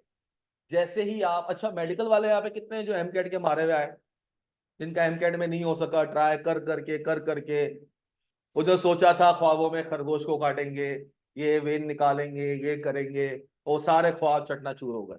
हाँ सर, है ना कुछ? ये डॉक्टर्स की ये नॉर्मली कितनी है आजकल सैलरी? हाँ 90,000, और साथ में और क्या मिलता है? वो तो फिर सर्जरी के लिए जो बंदा कह रहा है, फिर वो तो न्यूरो, आपको फिर वो कोई अपग्रेड कोर्सेज करने पड़ते हैं, है ना, कि बच्चे के साथ साथ बड़े हो रहे होते हैं, बच्चे को स्कूल छोड़ के फिर तो पढ़ने जा रहे होते हो, फिर जाके उस लेवल पे पहुंचते हो कि सर्जरी वगैरह करे, ऐसा ही होता है ना? मगर यहाँ पे ऐसा नहीं है। यहाँ पर 22-23 साल की उम्र में तुम कमाना शुरू हो जाते हो 1.5 लाख रुपए, और आपको, अच्छा डॉक्टर को गाड़ी मिलती है? नहीं मिलती। गवर्नमेंट तो किसको मिलती है? गवर्नमेंट डॉक्टर्स को मिलती है। बेटा कौन है मुझे ही बता दे यार। हाँ बेटा इनके अबू का अलग लेवल होगा ना, तो उसके अबू के ऊपर नजर रख के क्यों बैठा हुआ है? घर वालों ने मिशन दिया है जाके करो। हाँ डॉक्टर्स को नहीं मिलती नॉर्मल, सही है। इनके अबू शायद किसी और लेवल पे होंगे, तो टीएचओ वगैरह होंगे तो वहां पे जाके मिल जाती है, वरना नहीं मिलती, सही है। टाउन हेल्थ ऑफिसर वगैरह होंगे या डिस्ट्रिक्ट वो होंगे। तो सर नॉर्मली आपके पास डॉक्टर्स फील्ड के अंदर आपको ये चीजें नहीं मिलती, मगर सर तो once you have qualified your CA, आपको मिनिमम गाड़ी जो मिलती है वो क्या मिलती है? कल्टस, जिसकी आजकल मार्केट की वैल्यू कोई 32-33 लाख रुपए। कल्टस से नीचे हमारी औकात, सामने वाले की औकात नहीं हमें हायर करनी थी। He can not offer us below Cultus, clear है? मिनिमम करेगा 1000 सीसी करेगा, कल्टस करेगा, तभी हम कहेंगे भाई तू हमारे लायक है, वरना हम दोनों दूसरे के लायक ही नहीं। अब सर इकोनॉमिक्स, अब सर जब आप लोग ये 1.5 लाख पे स्टार्ट हो गए, अब सर आपको चलो एक मिसाल देते हैं, सर कितनी मैक्सिमम सैलरी एक बंदे की होगी एक्सपेक्टेड, मतलब चार्ट अकाउंटेंट होगा कितनी सैलरी पे जा सकता? 28 लाख। चल मैं तुझे थोड़ी और अपडेट कर लेता हूँ, 32 लाख सर मेरी अपडेट के हिसाब से, और भी होंगे 32 से ज्यादा भी होंगे, मगर मेरी इंफॉर्मेशन के हिसाब से अभी जो अपडेट है मेरे पास, जो सबसे हाईएस्ट सैलरी अभी उस चार्ट अकाउंटेंट को मिल रही है, that is 32 lakh per month, महीने के 32 लाख, और वो है किसकी? मीजान बैंक के सीएफओ की, सही है। सर इस प्रोफेशन में कोई लिमिट नहीं है, इस प्रोफेशन में कोई लिमिट नहीं है सर। अब वही चीज आती है, क्या तुम उस लिमिट को टच कर पाते हो, या तुम 1.5 लाख से 5-6 लाख पर रुक जाओगे? जो पहली लाइन वाले हैं वो क्या करेंगे, 1.5 लाख से शुरू होंगे, 5-6 लाख, वो भी 2-3 साल बाद, जो नहीं आपके हर साल का इंक्रीमेंट होता है 10%, 10%, 10%, वही होता रहेगा, and the point will come, आपका कोई इंक्रीमेंट नहीं लगेगा। सर एक खच्चर होगा, वो थोड़े बोल बोल के नहीं कहते हैं कि उसको क्या कहते हैं, समझ गए ना, लोगों के उसको बातचीत करने में अच्छा होता है, खुशामदें करने में अच्छा होता है, वो खुशामदें कर करके 8-10 लाख वाली पोजीशन पे चला जाएगा। लेकिन जैसा घोड़ा होगा ना, वो क्या होगा सर, वो 15-20 लाख रुपए, सर आपको 15-20 लाख वाले आराम से मार्केट में मिलेंगे, who are earning like 15 to 20 lakhs पर मंथ, सही है। तो सर अब इन सब चीजों के लिए सर इकोनॉमिक्स में ये कहाँ जरूरी आती है? अकाउंटिंग तो सब पढ़ा लेंगे, अकाउंटिंग तो है ही ना, अकाउंटेंट बनना है। तो सर जब एक बंदा सीएफओ बनता है, तो उसके नीचे टीम होती है 30-35 लोगों की। वो खुद बैठ के अकाउंटिंग नहीं कर रहा होता, वो सिर्फ रिव्यू कर रहा होता है। रिव्यू समझते हो? हाँ अम्मा बिरयानी बना रही थी ना, किचन में खड़े होकर बिरयानी बनाते हो साथ? नहीं, बस बिरयानी खा के अच्छी नहीं बनी, कल जैसी नहीं बनी, हम क्या कर रहे होते हैं? रिव्यू। तो तुम वहां पे टेबल पे बैठ के क्या बने हुए होगे, सीएफओ बन के रिव्यू कर रहे होगे कि जो चीज सामने आई है वो ठीक है या नहीं है। सर अब सीएफओ का फिर मेन काम क्या होगा सर? तो उसका मेन काम होगा डिसीजन मेकिंग, अपनी कंपनी के सीईओ को बताना कि यार अब हम क्या स्ट्रेटेजी बनाएं, मिसाल के तौर पे सर पाकिस्तान की मिसाल लेते हैं, इकोनॉमी का हाल बहुत बुरा है, इकोनॉमी का हाल बहुत बुरा है, लोगों के पास परचेजिंग पावर नहीं है। कहते हैं ना रियल एस्टेट बैठ गया, कैसे बैठ गया? क्या पहले खड़ा हुआ था, अचानक बैठ गया? कैसे बैठ गया भाई? रियल एस्टेट में अब कोई बिजनेस नहीं रहा, स्टॉक मार्केट बैठ गई, स्टॉक मार्केट नहीं चल रही। सर ये सब जो लोग कह रहे होते हैं, कहां से कह रहे होते हैं? ये लोग सच चीज देख रहे हैं कि यार घर खरीदने जाओ महंगा हो गया, जो बेच रहा है वो कह रहा है चीजें पीछे से महंगी हो गई, कॉस्ट हमारी बढ़ गई, 100 चीजें। सर टमाटर बढ़ गया, टमाटर वाले से पूछा हाँ भाई क्यों टमाटर महंगे हो गए? कहता है फ्यूल बढ़ गया। अबे तेरा फ्यूल से क्या लेना, तेरा क्या टमाटर क्या पेट्रोल से चलता है? तो वो कहता है यार मंडी से तो यहाँ पे पेट्रोल लग के आता है ना। हाँ, अब सर कभी कभी हम जाते हैं तो उनसे पूछते हैं कि यार आलू क्या दाम है, वो कहता है 200 रुपए किलो। तुम कहते हो पागल हो गए, 200 रुपए किलो क्यों? वो सामने से रिप्लाई क्या करता है, डॉलर का रेट देखा है? हाँ डॉलर का रेट देखा है। अब देखा दूसरा खच्चड़ मिल गया वापस, क्योंकि इसको पता ही नहीं है आलू बनने के लिए फर्टिलाइजर चाहिए और फर्टिलाइजर इंपोर्ट होता है और इंपोर्ट की कॉस्ट बढ़ गई। आ गया ना खच्चड़, दूसरी दफा से प्रूव कर लिया अपने आप को, बेटा करता रहे तू। सही है। तो सर अब आप जब फर्टिलाइजर इंपोर्ट कर रहे हैं, असल वो जो आलू जो है, जो आपका फार्म के अंदर जो यूज होता है वेजिटेबल्स ग्रो करने के लिए, फर्टिलाइजर चाहिए होते ना आपको, वो पाकिस्तान के अंदर प्रोड्यूस नहीं होते। That thing have to be imported. कुछ केमिकल्स आपने क्या करने हैं, इंपोर्ट करने। तो जब इंपोर्ट की कॉस्ट बढ़ गई तो ऑटोमेटिकली क्या हुआ, चीजें बढ़ गई। अब सर आपके पास एक सीएफओ बन के वो क्या कहेगा, कहेगा यार एक काम करते हैं ना, खुद ही आलू उगाते हैं। खरीदने से बेहतर क्या है, जो बीच के जो मार्जिन आते हैं सबको क्या करें, हम कट करें। अब सर वो करने के लिए क्या रेगुलेशंस होंगी, क्या होगा, क्या उसकी डिमांड होगी, क्या हम उतनी प्रोडक्शन कर सकेंगे, क्या हम इकोनॉमीज ऑफ स्केल पे आ सकेंगे और कब आएंगे, ये सब चीजें वो कैसे बताएगा? जब इसको इकोनॉमिक्स की नॉलेज होगी, उसको ये सब चीजें पता होंगी, कौन सी कॉस्ट है, कौन सी नहीं लगेगी, कौन सी डायरेक्ट होगी, कौन सी इनडायरेक्ट होगी, 100 चीजें होंगी। तब जाके उसको ये पता चलेगा, तब वो उस फेस पे आएगा। तब मैं उसको कहूंगा क्या, कि तुम वाकई क्या हो, एक चार्टर्ड अकाउंटेंट हो। You are not a just an accountant. वो नहीं आजाद शाह वाले ने कहा था 30 दिन में चार्टर्ड अकाउंटेंट बन जाओ, वो सारा थोड़ा सा एक्साइटेड हो गया था। अकाउंटेंट बोलता तो ठीक है, आप लोग अकाउंटिंग की क्लास में आएंगे PRC 4 में, 30 दिन में इंशाल्लाह you will B at a place कि आप अकाउंटेंट अपने आप को कैसे हो गए, मैं अकाउंटेंट। बट सर वो जो वर्ड है ना चार्टर्ड, वो चार्टर्ड लाने के लिए आपको 20 पेपर्स पास करने पड़े। सही है। अब सर इंट्रोडक्शन टू अकाउंटिंग। अब सर अगर मैं इसकी अकाउंटिंग की बात करूं तो सर पूरे के पूरे सीए के अंदर, फुल सीए के 20 कोर्सेज के अंदर ये 5 टुकड़ों में तोड़ा गया। अकाउंटिंग का कोर्स इतना बड़ा है, जैसे सर क्यूटी आपने यहां पढ़ ली, पढ़ते हुए आयो, 1+1 क्या है, 3। 3 नहीं है तो पता है आप। सही है। मेडिकल वालों को भी पता है, इंजीनियरिंग वालों को भी पता है, कॉमर्स वालों को भी पता है। क्यूटी आपकी चल जाएगी। इंग्लिश पता ही है सबको, कोई ऐसा तो नहीं है उर्दू मीडियम में क्या हुआ कि पेपर वो उल्टा करके वो उर्दू में लिखता हो माशियात वगैरह, ऐसा तो नहीं है ना कोई? नहीं सर। प्रिंसिपल इकोनॉमिक्स, यहां से मिस आपका इंटरेस्ट क्रिएट करवाएंगी। जैसे इंटरेस्ट क्रिएट होगा, फिर एक्सप्रेस ट्रिब्यून हो गया, बिजनेस रिकॉर्डर हो गया, बहुत सारे ऐसे आपके पास हैं जहां से आप अपने आपको क्या रखेंगे, अपडेट। अपडेट वही रखेगा जिससे क्या बनना है, आउटसाइड जाना है। जिससे खच्चड़ बनना है तो बोलता ही रहेगा, बोलता ही रहेगा, कुछ पढ़ेगा नहीं, सिर्फ बोलता रहेगा। Introduction to accounting sir. Sir accounts एक पढ़ोगे आप सीए लेवल 1 PRC। फिर सर 2 कोर्सेज इसके और आएंगे, 2 पेपर्स और आएंगे इसके, CAF 1 एंड CAF 5।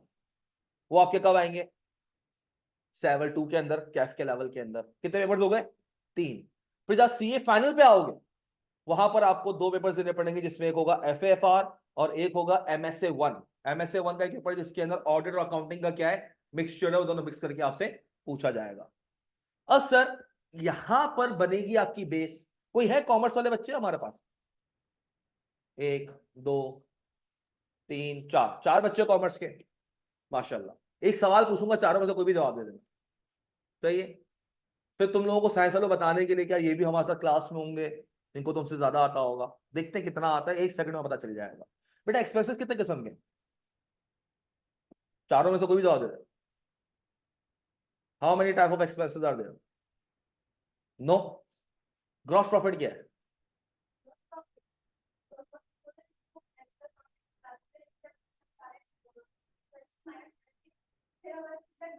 रहता है इसको देख के हम ये जल्दी कर सकते हैं कि हमारा एक्चुअल अच्छा, तो सारे एक्सपेंसेस माइनस नहीं होते तो कौन से होते हैं?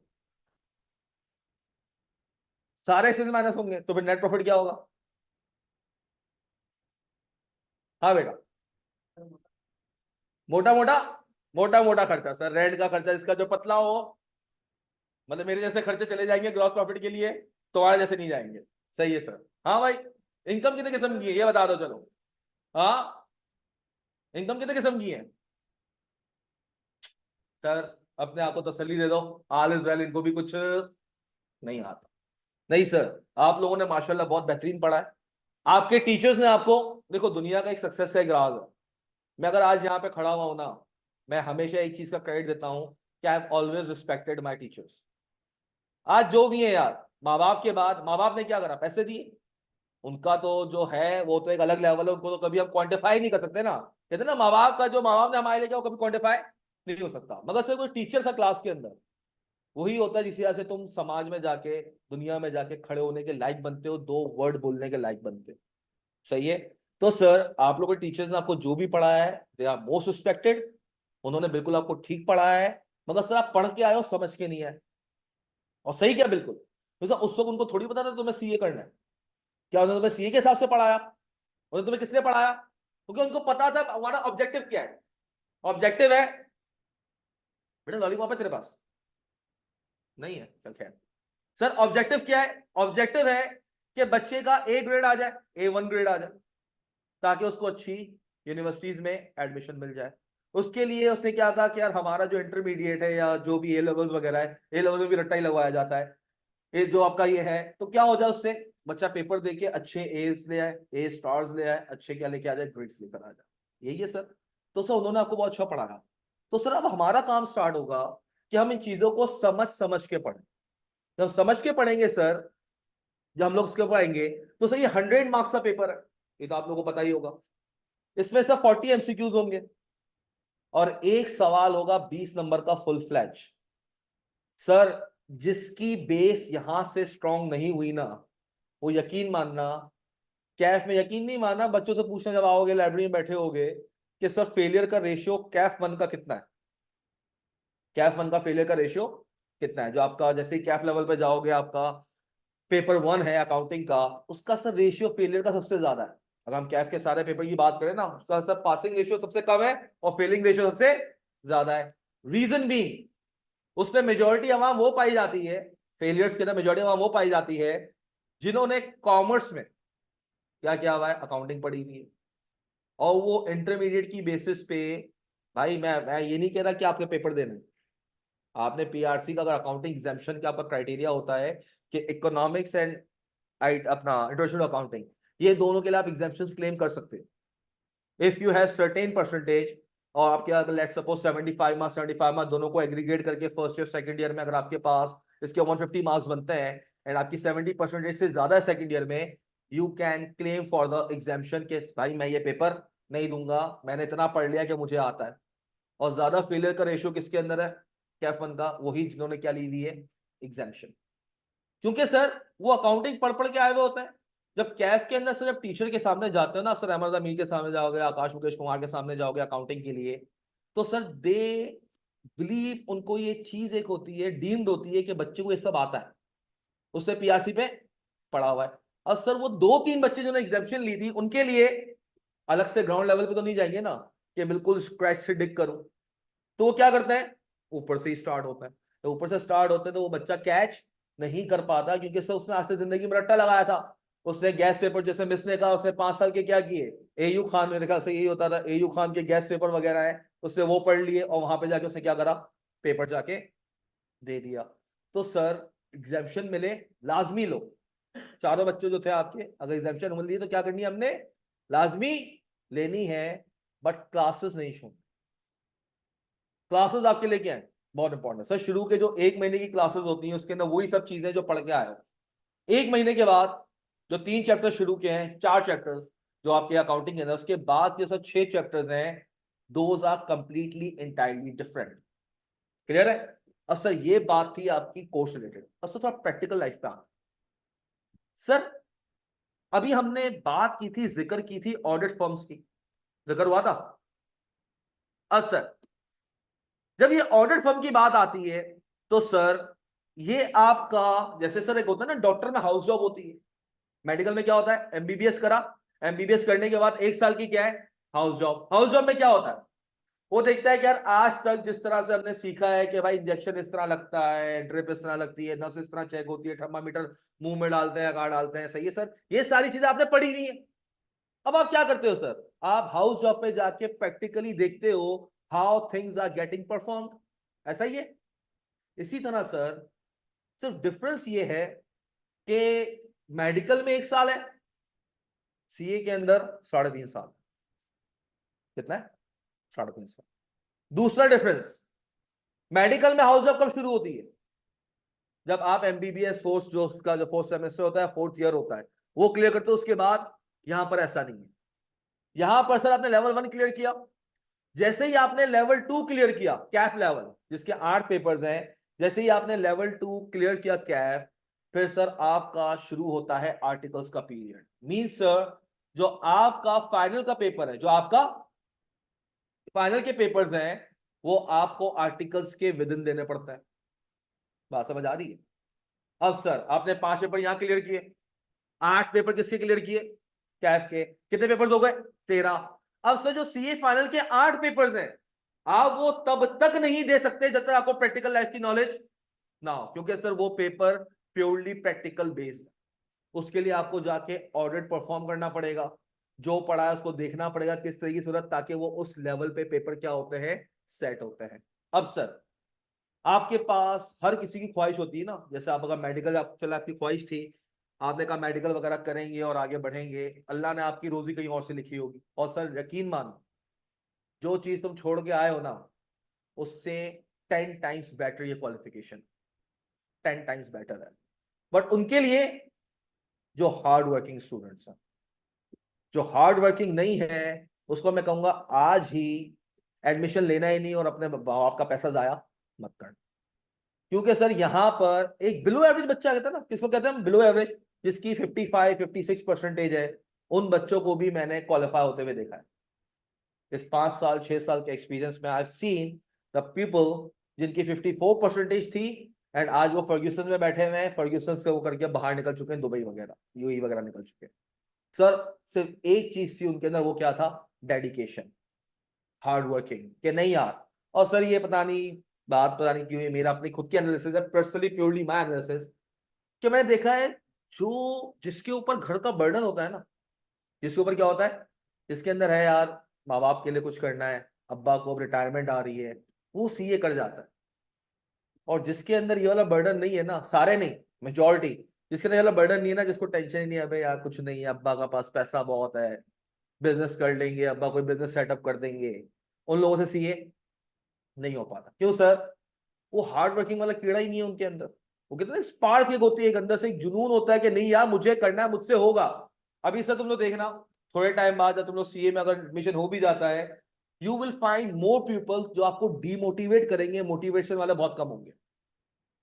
अबे नहीं कर भाई, मेरे कजन ने भी किया था, जलीलो ख्वार हो गया, आज तक कुछ हो नहीं सका, इतनी अटेम्प्ट दे दी, पेपर नहीं दिया। तो भाई why you are not going and focusing on those जो पास हो चुके हैं। माना, मैं मानता हूं 21 करोड़ अवाम है पाकिस्तान की, कितनी है, 22 करोड़ अवाम है, सही है। सर हम 20 करोड़ समझते हैं, 20 करोड़ को एक फैमिली में शायद 5 लोग होंगे, एक फैमिली में कितने, एवरेज फैमिली 5 लोग होंगे, मतलब एक कमाने वाला 5 खाने वाले, ये हिसाब है। 20 को डिवाइड 5 करोड़, 4 करोड़ लोग हैं, कितना है, मतलब 4 करोड़ लोग ऐसे हैं जो घर से बाहर निकल रहे हैं अपने 20 करोड़ लोगों को पालने के लिए, ऐसा ही है ऑन एन एवरेज। सर इस 4 करोड़ लोगों में जो बाहर निकल के अपनी फैमिली के लिए अर्न कर रहे हैं, कितने चार्टर्ड अकाउंटेंट्स हैं टोटल, पूरे पाकिस्तान में कितने चार्टर्ड अकाउंटेंट टोटल, हाँ 10 to 15,000, 15,000 है, जिसमें 5,000 क्या होगा, अल्लाह को प्यारे हो गए, बाकी 10,000 क्या है, एक्टिव है। उनमें से भी 3-4 हजार होंगे जो पाकिस्तान में, और बाकी कहाँ है, बाहर। बाहर क्यों है वो भी बताता हूँ अभी। बाहर का तो सबसे मेन है ना आजकल क्या है, लास्ट ईयर 8,30,000 लोग पाकिस्तान छोड़ के बाहर गए, है ना, उस पर भी अभी आएंगे। तो उस पर आने के लिए पहले हमें फॉर्म समझनी है चाहिए। अब सर जब हमारे पास जो सर कैफ जब आप पास करते हो तो सर कोई 400 450 बच्चे होते हैं जो कैफ पास करते हैं। कितने होते हैं? 4000 5000 लोगों में से कैफ क्वालिफाइड जो लोग एक अटेम्प्ट में आते हैं वो 400 500 होता है। सही है, 400 पकड़ लेते हैं सर। और सही 400 लोग जब कैफ क्वालिफाई करते हैं, इन्हें फिर क्या करना होता है? अप्लाई करना होता है फर्म्स में, हॉस्पिटल्स में, फर्म्स में अप्लाई करना होता है फॉर आर्टिकलशिप। अब सर बिग फोर पाकिस्तान में कितनी है? 3। कितनी है? डेलॉइट पाकिस्तान से नवंबर 2019 में जा चुकी, जो दुनिया की सबसे बड़ी ऑडिट फर्म है। ये सर डेलॉइट का जो रेवेन्यू है वो कोई 65 बिलियन डॉलर्स का है, पीडब्ल्यूसी का कोई 58 बिलियन का है, केपीएमजी हुआ है तो रेस में ही नहीं आते, 40 और 35 पे बैठे हुए। सही है, 40 बिलियन डॉलर 35 बिलियन डॉलर। तो सर अप में कौन है दोनों? डेलॉइट एंड पीडब्ल्यूसी। तो सर जब से मैंने होस्ट संभाल के इस फील्ड में आया हूं, मैंने डेलॉइट के ऊपर देखा, पीडब्ल्यूसी उसके करीब करीब आ जाती है, मगर फिर अभी 7-8 बिलियन डॉलर के मार्जिन से क्या हो गई है? पीछे हो गई है। तो सर डेलॉइट तो पाकिस्तान से जा चुकी, आपके पास रह गई कितनी फर्म्स? 3, EY, KPMG एंड पीडब्ल्यूसी। अब सर एक अटेम्प्ट के अंदर, इन अ सिंगल अटेम्प्ट, ये लोग मैक्सिमम नंबर ऑफ जो आर्टिकलशिप के लिए जो ट्रेनीज लेते हैं वो 20 लोग होते हैं। कितना होता है? तो 20 कितना हो गए? 60। सो सर अब 1200 क्वालिफाई हुए हैं, उन 1200 के साथ सर एप्लीकेशन जाती है ना वो 2000 जाती है। कितनी जाती है? तो ये कैसे क्वालिफाई 1200 हुए तो एप्लीकेशन 2000 कैसे गई? क्योंकि सर जब आप प्रीवियस लोग, जब सर आपने अप्लाई किया आपका नहीं हुआ, आपने कहा फॉर द टाइम बिंग क्या करता हूं अपना, आपको कोई बिग 10 के अंदर जीटी बीडीओ इस तरह की ऑडिट फर्म्स और हॉस्पिटल्स हैं, उसके अंदर क्या करते हैं? अपने आप को इंडल्ज कर लेते हैं। जब अपने आपको उसके अंदर इंडल्ज कर लेंगे सर, बाद में वापस आर्टिकल का पीरियड खुलेगा तो वो भी क्या करेंगे? वापस अप्लाई करेंगे। तो sir how you guys will stand out that 20 among that 2000? 1% में आना है आपको, 99% को छोड़ के किसमें आना है आपने? 1% लोगों में आना है। तो सर वो 1% लोगों के चांसेस ऑफ सिलेक्शन कैसे बढ़ता है? सर सबसे पहला क्राइटेरिया, आपको अपना कैफ 3 अटेम्प्ट में क्लियर करना है। कितने अटेम्प्ट में? जैसे होता है ना सर हॉस्पिटल के अंदर batch of 2003, batch of 2021, batch of 2022, इस तरह सर जब आप लोग जैसे ही पीआरसी लेवल से सर कैफ लेवल पे जाते हैं, आपको एक CRN नंबर मिलता है। क्या मिलता है? रजिस्ट्रेशन नंबर मिलता है। साथ में आपको एक FTS मिलता है, फुल टाइम स्टूडेंट। FTS का फुल फॉर्म क्या है? Full time student. सीए में सर बैचेस होते हैं FTS के हिसाब से, तो सर फॉर्म कहती है FTS 32 एंड अबव अप्लाई कर लो, FTS 33 एंड अबव अप्लाई कर लो। अब सर अभी जो रिसेंट आया था FTS 33 एंड अबव आया था, पता है कौन कौन से FTS वाले बच्चों ने अप्लाई किया था? FTS 33 भी था, 34 भी था, 39 तक थे। कितने थे? मतलब 33, 34, 35, 36, 37, 38, 30, 3.5 साल पुराना बच्चा भी क्या कर रहा था? अप्लाई कर रहा था। अब सर उसके लिए जब बिग 4 बिग 3 मैं कहूंगा, अब जो बिग 4 या बिग 3 ऑडिट फर्म जो पाकिस्तान की है वो सिलेक्शन उठाती है, तो देखती है इनमें से पहले उन बच्चों की CV साइड पे करो जिनका FTS क्या है? 39 या 38 है। जो पुराने हैं वो किसी खाते में आते ही नहीं है। आपने सर 4 अटेम्प्ट में क्लियर किया, किस में क्लियर किया? 4। तो क्या कहेगा यार 4 वाला तो 38 में फॉल कर रहा होगा। किसमें कर रहा होगा? CV में लिखा हो ना FTS 38, मींस उसे 4 अटेम्प्ट में क्या किया है? क्या क्वालिफाई किया। FTS 39 कौन सा होगा? लेटेस्ट शार्प बच्चा है। क्या सा बच्चा है? शार्प बच्चा है। क्या करेंगे? FTS 39 वालों को क्या करो? स्क्रीनिंग करो, इनमें से बच्चे बुलाओ, किसके लिए?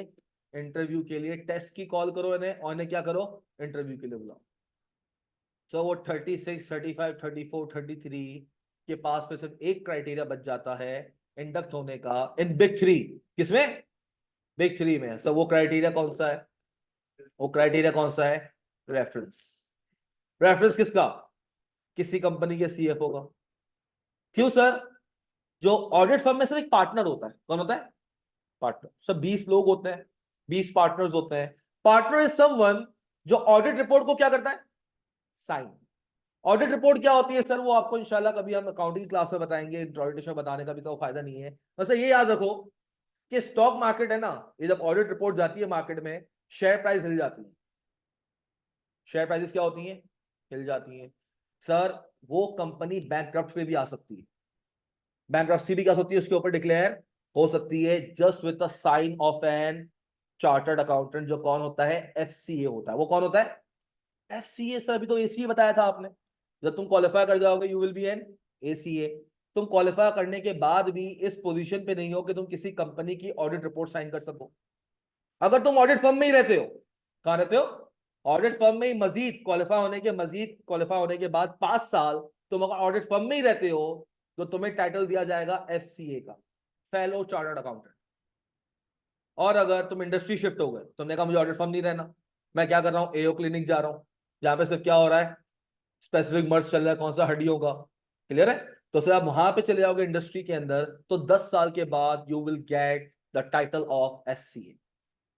And sir FCA is the one who can sign the audit report. Clear है? अगर आपको अगर पार्टनर बनना है फर्म का तो फर्म में रहना पड़ेगा, नहीं बनना तो आप बाहर आ जाओगे। अब सर आप इंडक्ट हो गए, चाहिए नहीं हो सके तो सर फॉर्म्स बहुत सारी, फॉर्म्स क्या है, तो ख्वाहिश है ना सबसे बेस्ट से बेस्ट चाहिए। आप लोग भी अपनी ख्वाहिशात सारी खत्म करके भी आए हो ना। एमकैट में ट्राई किया, क्या क्या 3 दफा पेपर हुआ, आई थिंक 2 दफा, 3 दफा हुआ, 2 दफा हुआ, 2 दफा हुए हैं, 2 दफा ट्राई किया, फिर आप लोग यहां पर आ गए। अब सर 1.5 लाख रुपए वाली बात थी किसकी? हमारी पाकिस्तान की। अब सर हम पाकिस्तानी चार्टर्ड अकाउंटेंट्स की वैल्यू देखते हैं ओवरसीज। अब सर यहां पर तुम्हारे किसी कोई है जिसका कोई कजन वजन अभी रिसेंटली जो है उसने बाहर गया हो? हाँ जी, है क्या? कितना खर्चा, कैसे गया वो बाहर? उन किसी ने बुलाया या खुद खर्च करके गए? जॉब बेटा कैसे गया? जाके जॉब सर्च करिए वहां, बुलाया, क्या कजन करता गया है? सीए नहीं ना, सीए के अलावा बताना लड़के, अभी तो मैं सीए को दूसरों से कंपेयर करना है ना। हाँ कोई है ऐसा जिसका कोई कजन वगैरह कोई जानने वाला भी बाहर गया हो, सीए ना हो? हाँ बेटा कौन गया है? इंजीनियर साहब गया है, कैसे गया? कंपनी ने कंपनी शिफ्ट करवा दी ना, अब वो ऑलरेडी जॉब पे था। अब सर आप अभी कहीं पे जॉब पे नहीं थे, आपके पास आर्टिकल्स का एक्सपीरियंस था फ्रॉम बिग 4।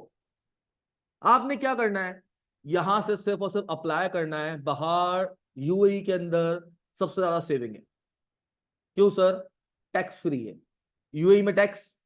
यूके में जाओगे 35 to 45% टैक्स है। मतलब अगर तुम 1 लाख पाउंड भी कमाते हो सालाना, मंथली नहीं, कौन सा, if you are even at a package of 1 lakh pound per annum, उसका 45% 40% क्या होगा, कट जाएगा, and what you will left with 60,000 pound. ठीक है, हम यूएई की बात करते हैं। यूएई में सर दुबई है, शारजा है, अबू धाबी है, अल फुजरैन है, बहुत सारी सर आपके पास है, कतर है, ओमान है, मस्कत है, सही है। और सर हम यहां पर जाते हैं ना सर, तो यहां पर मुल्कों में स्टार्टिंग सैलरी हमारी हमें ऑफर हो रही है, डेट इज 14,000 दिरहम। कितनी? 14,000 बस, है ना? जरा बेटा कैलकुलेटर निकाल के 14,000 मतलब 80 मारो। वाह, तेरी मैथ्स पे मुझे 14,000 इंटू 80, 11 लाख क्या है मंथली? सर मतलब स्टार्टिंग सैलरी तुम्हें जो यूएई में ऑफर हो रही है डेट इज 14,000 एईडी।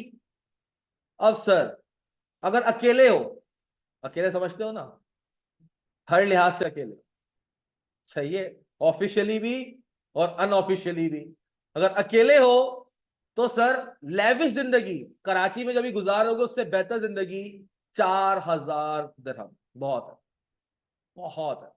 मेरे जैसे बंदे के 6-7 हजार रियाल लग जाते थे क्योंकि मैं हर हफ्ते बहरीन निकल जाता था सऊदीया से। ठीक है, तुम लोगों के लिए 4,000 इनफ है। अच्छे में अच्छा खाओगे, अच्छे में अच्छा पियोगे, स्टूडियो अपार्टमेंट लोगे 2200-2500 का, सही है, बाहर खाना खाओगे 20 दिरहम का, तीनों टाइम बाहर खाओ पूरे महीने, you will and up like 4,000 दिरहम। कितनी सेविंग हो गई सर इन दी एंड? 10,000। 14,000 में बेटा तेरी कैलकुलेशन बहुत खराब है। 14 में 10 निकले, चलो 5 निकाल लो यार, 4 नहीं 5,000 कर लो, सही है।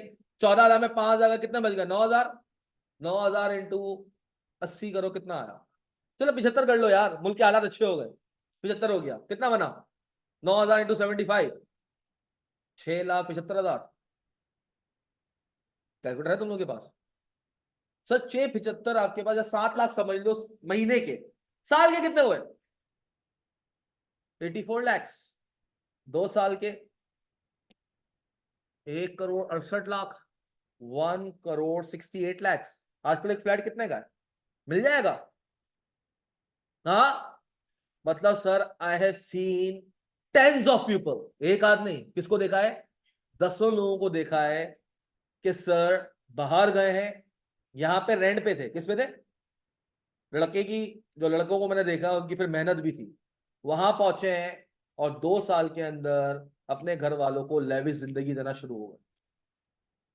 सर बाहर जाके 3 साल में 2-2.25 करोड़ की सेविंग करना कोई बड़ी बात नहीं है। Depends on you, depends on कि आपके बस बेसिक नेसेसिटीज ऑफ लाइफ है तो ठीक है। अगर आपने खुद जाके वहां पे लग्जरी दिखाना शुरू कर दी कि नहीं भाई मुझे तो हर वीकेंड नाइट पे JBR वॉक जाना है, मुझे जो है हर जगह पे जाके घूमना फिरना भी है, दोस्तों के साथ वाइल्ड वादी भी जाना है और घूमूं फिरूं और ये सब चीजें करूं, then that is not for you. तो sir this qualification has a lot to offer you. और सर आपको ये बात पता है, जब तुम लोग यहां से जाओगे ना सर, जब एक दूसरे मुल्क शिफ्ट करते हैं सबसे बड़ा टेंशन क्या होता है, अकोमोडेशन का। और अकोमोडेशन कैसे